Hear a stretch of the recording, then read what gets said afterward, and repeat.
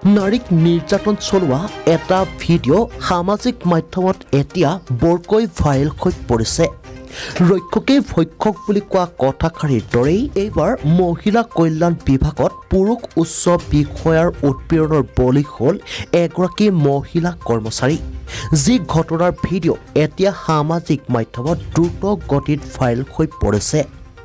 এই ঘটনা উত্তৰ প্ৰদেশৰ দ্বিতীয় কাৰ্যালয়ৰ। সেই কাৰ্যালয়তে আছে ৰাজ্যখনৰ মহিলা কল্যাণ বিভাগ। পাছে সেই কাৰ্যালয়ৰে এগৰাকী উচ্চ বিষয়াৰ চৰিত্ৰ ইমানেই বেয়া যে কোনো মহিলা তেখেতৰ কাৰ্যালয়লৈ গ'লেই অশ্লীল ইংগিত দিয়ে। বিষয়াগৰাকীৰ নাম ৰামনাথ ৰাম, যি ডিপিঅ' হিচাপে কাম কৰে।